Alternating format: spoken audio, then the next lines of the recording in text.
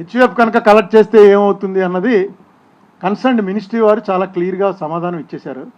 ఈ సమాధానం నేను డిసెంబర్లో ఫైల్ చేశాను.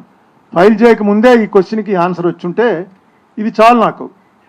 ఎందుకంటే ఇంకా కోర్టు చేత చెప్పించక్కల, గవర్నమెంట్ ఇచ్చేసింది. రిజర్వ్ బ్యాంక్ వాళ్ళు అలాగా ఇక్కడ కోర్టులో చాలా గట్టిగా ఆర్గ్యూ చేశారు, చనిపోయినా సరే ఖచ్చితంగా వసూలు చేయవలసిందే, చనిపోతే క్రిమినల్ లైబిలిటీ పోతుంది కానీ సివిల్ లైబిలిటీ పోదు అని ఇక్కడ ఆర్గ్యూ చేశారు. అయితే ఇక్కడ జడ్జి గారు అది ఓపెన్ పెడుతున్నాను, నిజం కూడా ఇక్కడున్న కేసు క్రిమినల్ కేసు, అందులో వసూళ్ళు అనేది అసాధ్యం. అది చాలా ఆయన ఏంటంటే లైట్గా రాశారు, అది కొంచెం గట్టిగా రాసి ఉంటే అసలు కేసే ఇంకా అయిపోయింది. ఖచ్చితంగా పెనాల్టీలు ఏమన్నా ఉంటే ఆర్బీఐ వారు యాక్షన్ తీసుకోండి అని అనుంటే బాగుండు. ఆయన ఏమన్నారంటే keeping it open for any such, ఇందాక చదివి వినిపించాను కదా, ఆ సివిల్ బాపత్ వరకు ఓపెన్ పెట్టారు, క్రిమినల్ కేసు కొట్టేశారు. ఇది జరిగింది. ఇప్పుడు రిజర్వ్ బ్యాంక్ వాళ్ళని అడిగడానికి దానికి నేను వెళ్తాను, ఢిల్లీ వెళ్తాను. ఎంపీసీలో నాకు ఎంతమంది తెలుసున్న వాళ్ళు ఉన్నారో, ఫైనాన్స్ కమిటీ ఉంటుంది, ఫైనాన్స్ కమిటీలో మెంబర్స్ ఎవరున్నారో, రిజర్వ్ బ్యాంకు అవసరమైతే గవర్నర్ని కూడా పిలవగలిగినటువంటి ఇది కమిటీకి ఉంది. ఎందుకంటే నేను ఒక కమిటీ చైర్మన్గా చేశాను కాబట్టి, ఒక కమిటీ పిలవాలనుకుంటే సిబిఐ డైరెక్టర్ని పిలవచ్చు, రిజర్వ్ బ్యాంక్ గవర్నర్ని పిలవచ్చు, ఎవరినైనా సరే విట్నెస్గా పిలవచ్చు. అసలు ఎందుకు ఇలాంటి లెటర్ రాయవలసి వచ్చింది? మీరు అలాంటప్పుడు ఇక్కడ హైకోర్టులో ఎందుకంత ఇదిగా వాదించారు? తప్పు చేశాడు, ఇది మార్గదర్శి తప్పు చేసిందని ఇంత గట్టిగా వాదించిన తర్వాత ఇక్కడికి వచ్చి ఇందులో మేమేం కలగ చేసుకోదలుసు, మేమే దీన్ని ఇంకా పట్టించుకోము అని రిప్లై ఎందుకు ఇవ్వాల్సి వచ్చింది? ఎందుకు వదిలేశారు? ఎందుకంటే చిన్న అమౌంట్ కాదు, చాలా పెద్ద అమౌంట్. నాది ఇంకోటి కూడా ఏంటంటే, ఓకే అందరికీ పే బ్యాక్ చేశారు, రామోజీరావు గారు చనిపోయారు, ₹1 ఫైన్ వేయండి. ₹1 ఫైన్ అంటే ఏంటంటే ఎంత పెద్దవాడినైనా సరే చట్టం ఒకేలా చూస్తుంది వేసి ఇంక ముందు ఎవరో చేయకూడదు. 45S ప్రకారం any unincorporated body should not collect. Unincorporated అంటే మీకు తెలుసు కదా, లిమిటెడ్ కంపెనీ అయితేనే దానికి ఎలిజిబిలిటీ ఉంది. ఎందుకంటే లిమిటెడ్ కంపెనీ ఫస్ట్ రిజిస్ట్రార్ తోటి రిజిస్టర్ చేసుకోవాలి, రిజర్వ్ బ్యాంక్ దగ్గర పర్మిషన్ తీసుకోవాలి, ప్రతి 3 నెలలకి ఇప్పుడు కోఆపరేటివ్ బ్యాంకులు అన్నీ అంతే, 3 నెలలకో 6 నెలలకో పంపుతున్నారు, సివిల్ స్కోరింగ్ చూస్తుంటారు, అన్నీ చూస్తారు. నేను ఈ కంప్లైంట్ పెట్టిన నాటికి ఏంటంటే, రామోజీరావు గారి దగ్గర ఉన్నటువంటి ఆస్తులు అమ్మితే కానీ బాకీలు తీర్చే పరిస్థితి లేదు. ఆయన తీర్చడం కూడా అమ్మే తీర్చారు, ఇది అందరికీ తెలుసు. ఆయన ఈనాడులో 26% అంబానీస్కి అమ్మారు, అంబానీస్కి అమ్మి ఆ వచ్చిన డబ్బుతోటి ఈ బాకీలు వాళ్ళకి తీర్చారు. నేను అదే చెప్పాను, మీ పొజిషన్ ఎలా తీరుస్తారో చెప్పండి. మీకు ఎవరన్నా 2006లో ఫాలో అయిన వాళ్ళు ఉంటే నేను ఒకటే చెప్పాను, మీరు ఎలా మీకు ఉన్నటువంటి ఆస్తులన్నీ లెక్కేస్తే ఎంత ఉంది, మీ అప్పులు ఎంత ఉంది, ఎలా తీరుస్తారో చెప్పండి. చెప్తే నాకు ఇంకా అప్పటికి ఇదంత లేదు, ఏది పార్టీ ఫేస్ మీద వాటి మీద ఇంత నాలెడ్జ్ లేదు.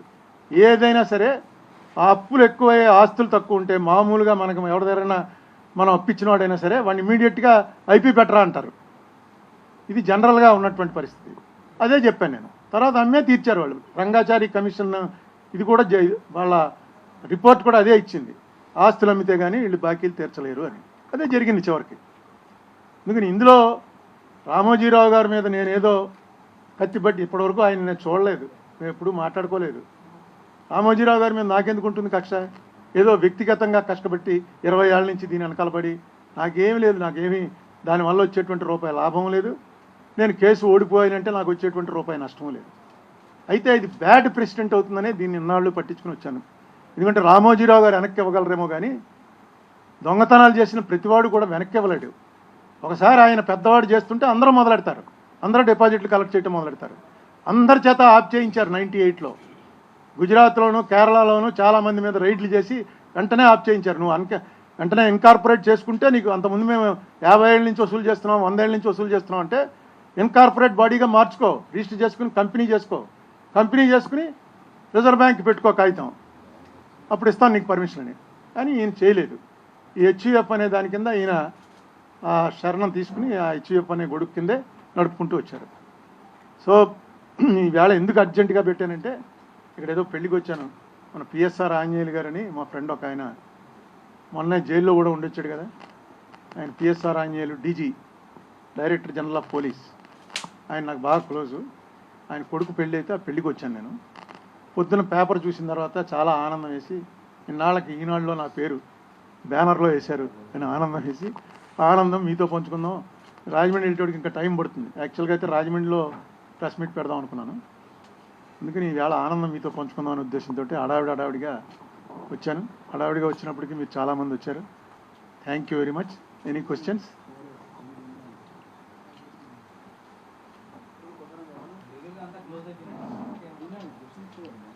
ఏముంటుంది ఇంక లీగల్లో వాళ్ళు జడ్జీలు మనకు ఉన్నటువంటి లీగల్ సిస్టంలో we cannot attribute anything to judges. ఆయన అడిగిన ఒక క్వశ్చను, నేను ఇది 2019లో అనుకుంటాను ఇందులోకి వచ్చింది. అప్పుడు దాకా నేను ఎప్పుడు కోర్టుకి వెళ్ళా. ఇక్కడ 2018లో తెలంగాణ హైకోర్టు రామోజీరావు గారి మీద కేసు కొట్టేసిన విషయం నాకు ఏడాది తర్వాత తెలిస్తే అదేంటి ఎలా కొట్టేస్తారని చెప్పి 2019లో నేను ఒకటి వేసాను ఎస్ఎల్పి. అప్పుడే అడిగారు నన్ను, హూ ఆర్ యూ అని.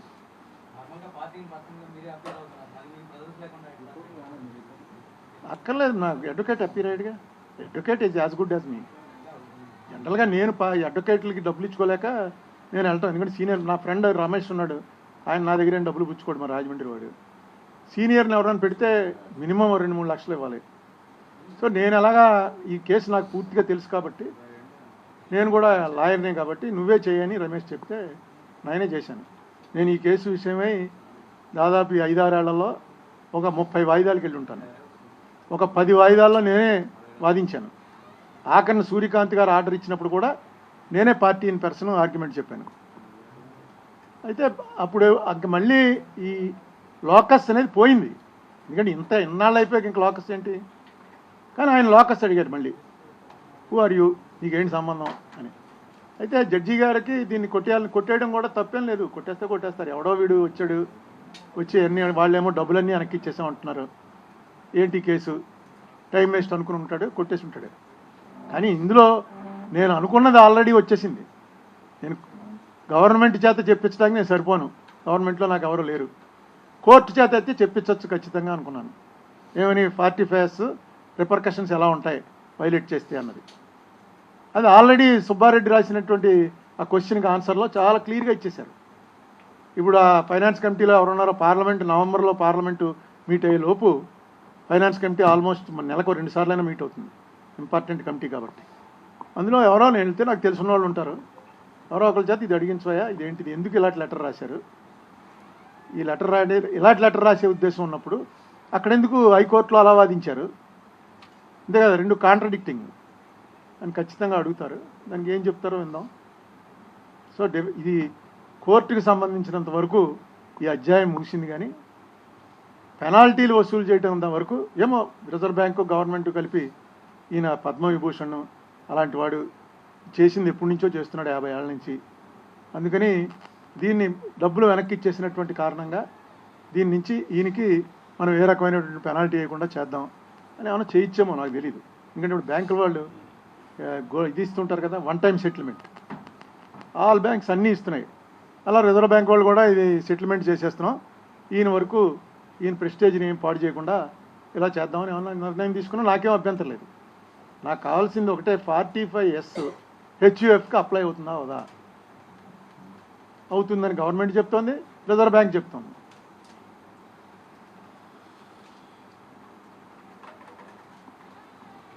ఎనీమోర్?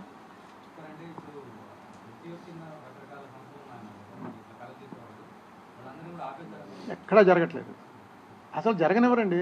కోఆపరేటివ్ బ్యాంకులు, పెద్ద కోఆపరేటివ్ బ్యాంకులు కూడా 3 నెలల కొట్టి పంపకపోతే వెంటనే ఆపేస్తారు. ఎలా ఉందంటే 97 అమెండ్మెంట్ తర్వాత మనకి ఇక్కడ హైదరాబాద్లో ఎన్ని బ్యాంకులు మూసేశారు. ఆ బ్యాంకులన్నీ నిజంగా దివాళా తీసా, కోఆపరేటివ్ బ్యాంకులన్నీ మూసేశారా? ఇదే కారణం.